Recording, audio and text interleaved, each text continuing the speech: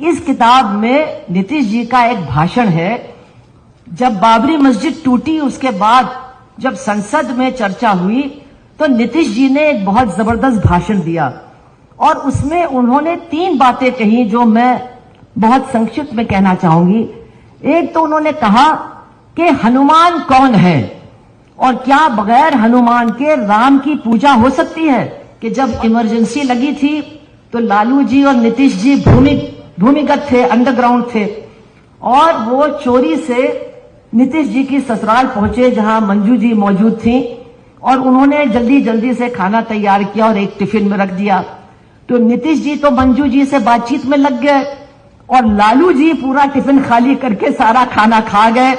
तो निश्चित रूप से नीतीश जी की नाराजगी का कारण हो सकता है, बड़ा कारण हो सकता है कि पुस्तक जलाने वाले लोग किसी देश के भविष्य को नहीं बना सकते हैं, किसी देश के नौजवानों को आगे रास्ता नहीं दिखा सकते हैं, किसी भी देश में तरक्की और विकास का काम नहीं कर सकते हैं। इसलिए आप पुस्तक प्रेमी हो तो इन पुस्तक जलाने वालों के खिलाफ भी खड़े होकर के लड़िए। कि बक्सर जेल में उस समय बाबा नागार्जुन थे, वो भी बंद हुए थे इसी आंदोलन में और कल उनका जन्मदिन भी था तो आज उनको याद करना भी आवश्यक है।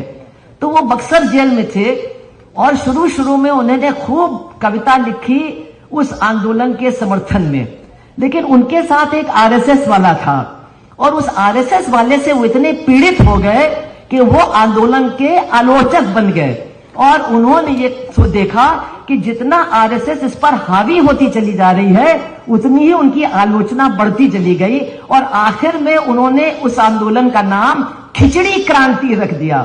संपूर्ण क्रांति के बजाय खिचड़ी क्रांति, और शायद उन्होंने कुछ गलत भी नहीं किया।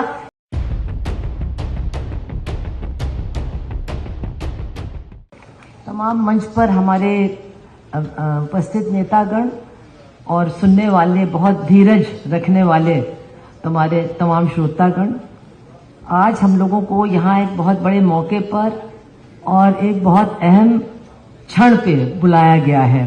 तो सबसे पहले तो मैं महेश्वरी जी का आभार मानूंगी कि उन्होंने मुझे यहाँ पर इस मौके पर आमंत्रित किया। हालांकि मुझको उससे परेशानी भी बहुत हुई। उन्होंने किताब 3 दिन पहले भेजी, आपने देखा है 750 पन्ने की ये किताब है और काम भी करना पड़ता है, दिन में इधर उधर, रात भर पढ़ना भी पड़ता है। तो मेरी आंखें भी सूज गई हैं, जल भी रही हैं, लेकिन फिर भी पूरी किताब हमने ईमानदारी से पढ़ डाली, क्योंकि हम लोग ये मानते नहीं हैं लेकिन हम लोग सीपीआईएम वाले बहुत ईमानदार लोग हैं, इसलिए हमने पूरी किताब भी पढ़ डाली। तो इसके बाद तो मैं जो लेखक हैं उनका भी आभार मानूंगी कि नीतीश जी ने इनसे कहा कि तुम पुस्तक मत लिखो, लेकिन इसके बावजूद उन्होंने लिख डाली और उनकी वजह से हम लोगों को कई कहानियां समझने और देखने को मिली। गांव का मुन्ना कैसे छात्र जीवन में नेताजी बना और उसके बाद कैसे कई तरह का मंत्री बना, वो सफर भी हम लोग उनके साथ तय कर पाए, तो उनका भी मैं आभार मानने का काम करूंगी। लेकिन इसके साथ साथ मैं कहूंगी, क्योंकि मैंने किताब पढ़ी है और किताब के विमोचन के लिए हम लोग यहाँ हैं, केवल नीतीश जी की प्रशंसा करने के लिए नहीं। तो किताब में मुझे बहुत सी चीजें बहुत अच्छी हैं, बहुत मजेदार किताब है, रोचक है, शैली भी बहुत बढ़िया है, जगह जगह पर बहुत सही तरीके से शेर और कविता और कबीर के दोहों को भी रखा गया है। लोग काफी अटपटा इन चीजों का इस्तेमाल करते हैं, लेकिन आप इससे बचे और हम लोगों को भी बचाया। बहुत सही तरह से दुष्यंत जी को भी आपने कोट किया, वो सारी बातें बहुत अच्छी लगी। लेकिन एक तो आपने एक स्क्रीन प्ले तरह की किताब लिखी है, मतलब इसमें फ्लैशबैक बहुत ज्यादा है। तो सिनेमा में देखने में तो फ्लैशबैक अच्छा लगता है, लेकिन किताब में वैसे भी आंखें बिल्कुल परेशान हो गई 750 पन्ने पढ़ने में, और फिर आगे पीछे 52 है, उसके बाद 57 है, उसके बाद हम 98 में पहुंच गए। मतलब ये थोड़ा सा आपने थोड़ा जुल्म किया हम लोगों के साथ, ये हम जरूर कहेंगे। इसके साथ साथ आपकी किताब की प्रशंसा बहुत होगी, मैंने भी की है, लेकिन 2-3 चीजों की आलोचना हम जरूर करेंगे। देखिए, ठीक है, नीतीश जी आपके दोस्त हैं, आपके आदर्श है, आपने उनके बारे में बहुत बढ़िया लिखा, लेकिन बाकी जो आपकी राजनीतिक मतलब कंक्लूजन्स हैं जिन पर आप पहुंचे हैं, इन पर मुझे लगता है कि आप थोड़ा सा पूर्वाग्रह से ग्रसित रहे हैं। एक तो आपने कम्युनिस्टों के बारे में पता नहीं क्यों क्या क्या कह दिया, आपने सीपीआई और सीपीआईएम के बीच में फर्क भी नहीं किया, और आपने मेरे बारे में भी जहां प्रसंग आया, और वो भी मैं बताना चाहती हूं कि जब मैं सोच रही थी कि मुझे आज बुलाया क्यों गया है, तो जब किताब मैंने पढ़ना शुरू किया तो मजेदार बात यह है कि 10वें या 15वें पेज पर अचानक मेरा नाम आ जाता है, तो मैं भी हक्का पक्का रह गई कि ये क्या हो गया, क्योंकि मेरी मुलाकात तो नीतीश जी से कम 30-35 साल से नहीं हुई है।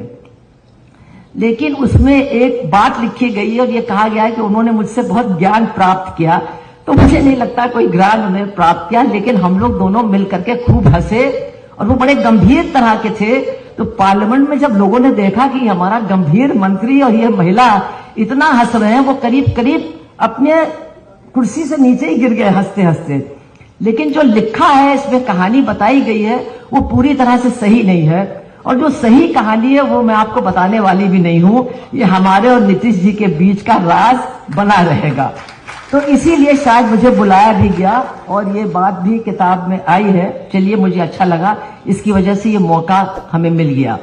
लेकिन जैसा कि मैंने कहा कि मुझे लगता है कि आपने कुछ थोड़ी सी राजनीति के बारे में जहां जहां आपने विश्लेषण किया है अलग पार्टियों का और नेताओं का, आपने थोड़ा पूर्वाग्रह से ग्रसित होकर के किया है, जैसे कि कम्युनिस्टों के बारे में। अब आप जेपी आंदोलन के बारे में लिख रहे हैं और लिख रहे हैं कि कम्युनिस्ट छोड़ के चले गए, भाग गए। ये बात बिल्कुल गलत है।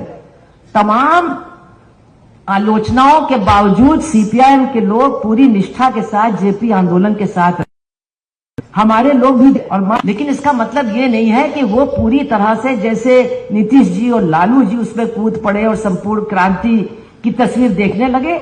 उस तरह की तस्वीर हमने नहीं देखी, और हम अकेले नहीं थे। आपने अपने किताब में बहुत बढ़िया बात डाली है कि बक्सर जेल में उस समय बाबा नागार्जुन थे, वो भी बंद हुए थे इसी आंदोलन में, और कल उनका जन्मदिन भी था, तो आज उनको याद करना भी आवश्यक है। तो वो बक्सर जेल में थे और शुरू में उन्होंने खूब कविता लिखी उस आंदोलन के समर्थन में। लेकिन उनके साथ एक आरएसएस वाला था, और उस आरएसएस वाले से वो इतने पीड़ित हो गए कि वो आंदोलन के आलोचक बन गए, और उन्होंने ये देखा कि जितना आरएसएस इस पर हावी होती चली जा रही है, उतनी ही उनकी आलोचना बढ़ती चली गई, और आखिर में उन्होंने उस आंदोलन का नाम खिचड़ी क्रांति रख दिया। संपूर्ण क्रांति के बजाय खिचड़ी क्रांति। और शायद उन्होंने कुछ गलत भी नहीं किया। किसी को बुरा लग जाए मेरी बात का, तो ये मेरी बात नहीं, ये बाबा नागार्जुन की बात है। उनसे लड़ने का हौसला है आपको, तो आप उन्हीं से लड़िए, हमसे मत लड़िए।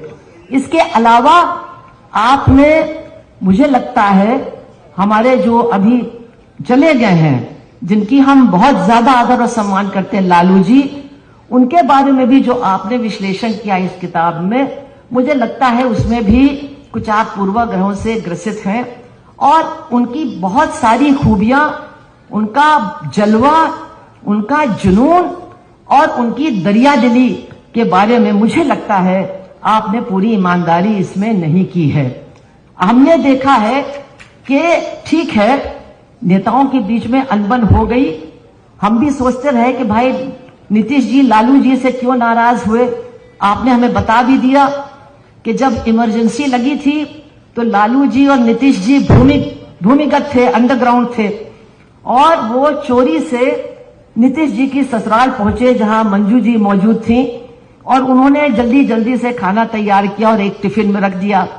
तो नीतीश जी तो मंजू जी से बातचीत में लग गए, और लालू जी पूरा टिफिन खाली करके सारा खाना खा गए। तो निश्चित रूप से नीतीश जी की नाराजगी का कारण हो सकता है, बड़ा कारण हो सकता है। लेकिन मुझे लगता है अब उस नाराजगी को पूरी तरह से भूलने का समय आ गया है, क्योंकि लालू जी ने भी हमेशा दोस्ती का हाथ उनकी तरफ बढ़ाया, और केवल दोस्ती का हाथ भी नहीं, बल्कि राजनीति में जो बहुत कम देखने को मिलता है, बहुत उदारता के साथ दोस्ती का हाथ उनकी तरफ बढ़ाया, और इसके जो परिणाम आए सामने और आज आ रहे हैं सामने, ये किसी से छुपे हुए नहीं हैं। अंत में जो आपकी राजनीतिक विश्लेषण के बारे में मुझे कहना है कि आप आरएसएस और संघ परिवार के प्रति बहुत नरम हैं, मेरे हिसाब से बहुत नरम हैं। आप उनकी गलतियां, उनकी साजिश और उनकी जो धारणा है, उनका जो ध्येय है, उस पर आपने कुछ लिखा ही नहीं है।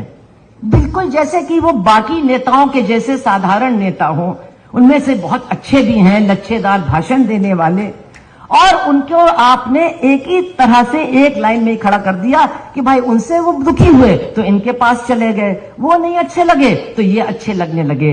इन्होंने 1977 से लेकर के आज तक, खास तौर से जब भी समाजवादी और समाजवादियों का गिरोह आगे बढ़ा, तो उन्होंने जिस तरह से उनके साथ दगाबाजी की, ये बात इस किताब से सामने नहीं आती है, जाहिर नहीं होता है जो होना चाहिए।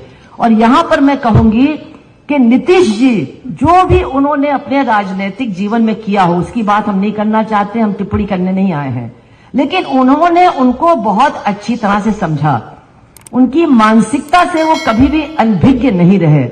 इस किताब में नीतीश जी का एक भाषण है, जब बाबरी मस्जिद टूटी उसके बाद जब संसद में चर्चा हुई तो नीतीश जी ने एक बहुत जबरदस्त भाषण दिया और उसमें उन्होंने 3 बातें कही जो मैं बहुत संक्षिप्त में कहना चाहूंगी। एक तो उन्होंने कहा कि हनुमान कौन है और क्या बगैर हनुमान के राम की पूजा हो सकती है। और फिर उन्होंने कहा हनुमान हम लोग पिछड़ी जात वाले हैं, हम लोग हनुमान हैं, तो आप हमारे हितों को छोड़ करके, दरकिनार करके क्या राम की पूजा कर सकते हैं। ये उन्होंने एक सवाल रखा। और फिर उन्होंने कहा कि आप हमें यह बताइए, जब 90% जनता जो इस देश में पिछड़ी है, गरीब है, हर तरह से वंचित है, जब उसको एक छोटी सी राहत मंडल कमीशन के माध्यम से दी गई, तो आप तुरंत कमंडल लेकर के रथ के ऊपर बैठ करके हमारे अधिकारों को छीनने के लिए निकल पड़े। ये कौन सी मानसिकता है? ये वो सवाल उन्होंने अटल बिहारी वाजपेयी से पूछा कि ये कौन सी मानसिकता है। और फिर उन्होंने कहा आप इस संसद के ऊपर धर्म संसद को चलाना चाहते हैं, आप इस संसद से ज्यादा महत्वपूर्ण धर्म संसद को मानते हैं, तो किस रास्ते पर आप जाना चाहते हैं, कहां आप जाना चाहते हैं? ये उनका बड़ा तीखा सवाल उस समय उस पार्लियामेंट में अटल बिहारी वाजपेयी के सामने उन्होंने रखा। और इसीलिए देखिए, मंडल और कमंडल के टकराव में बहुत लोग इधर उधर बहक गए। हम इसमें नहीं जाना चाहते, क्यों इधर गए, क्यों उधर गए। हमको तो आज पटना आने के बाद, अगर आज नीतीश जी यहां होते तो मेरी मुलाकात शायद 92-96 के बाद आज पहली बार उनसे होती, लेकिन वो यहां नहीं है। फिर भी मुझे लगता है कि उनकी मौजूदगी यहां पर है। और मेरे लिए इससे ज्यादा खुशी की बात नहीं हो सकती कि जिन 2 बड़े नेताओं को मैंने अपना भाई माना और जिन्होंने वास्तव में मुझे बहन की तरह ही मेरे साथ व्यवहार किया, आज वो दोनों इकट्ठा हो गए हैं। और मैं अगर उनसे मिलती तो मैं उनसे यही कहती कि इस जोड़ी को बनी रहना चाहिए। आप लोगों ने बहुत सारी सरकारों को गिराया, बहुत बड़े बड़े काम किए, लेकिन आज आपको जिस ताकत के खिलाफ लड़ना है वो शायद सबसे जबरदस्त और सबसे ज्यादा खतरनाक ताकत है जो मुंह बाए हमारे देश के सामने खड़ी है। ये मनोवादी ताकत है। और अगर देश को बचाना है तो आप लोग दोनों साथ रहिए और देश को बचाने का काम कीजिए। अंत में अगर नीतीश जी होते तो मैं उनसे कह रही हूं, वो पुस्तक प्रेमी हैं और पुस्तक प्रेमी होने के नाते हम उनसे कहना चाहते हैं कि आपका जो गृह जनपद है नालंदा, 2 बार यहां पर पुस्तकों की होली जलाई गई है। एक बार 500 साल पहले और अभी थोड़े ही दिन पहले अजीजिया मदरसा जो है उसके 4,500 पुस्तकों की होली जलाई गई, उनको राख कर दिया गया। मैं उनसे यही कहती, आप पुस्तक प्रेमी हैं और आप जानते हैं कि पुस्तक जलाने वाले लोग किसी देश के भविष्य को नहीं बना सकते हैं, किसी देश के नौजवानों को आगे रास्ता नहीं दिखा सकते हैं, किसी भी देश में तरक्की और विकास का काम नहीं कर सकते हैं। इसलिए आप पुस्तक प्रेमी हो तो इन पुस्तक जलाने वालों के खिलाफ भी खड़े होकर के लड़िए। आप दो भाई फिर इकट्ठा हो गए हैं, इससे अच्छा भारत की राजनीति में फिलहाल कुछ हो नहीं सकता। तो बिहार से तो आप बहुत दूर तक जाने की कोशिश कर रहे हैं, लेकिन भैया पहले बिहार के बगले में हमारे जो उत्तर प्रदेश है वहां भी चले आओ। उत्तर प्रदेश और बिहार मिलकर के इनके खिलाफ लड़ेगा तो बहुत कुछ हो जाएगा और देश को बचने का काम भी होगा। इतना ही मैं उनसे कह रही हूं, आप सबसे भी कह रही हूं। आप सबका बहुत बहुत धन्यवाद, आप सबका बहुत बहुत शुक्रिया।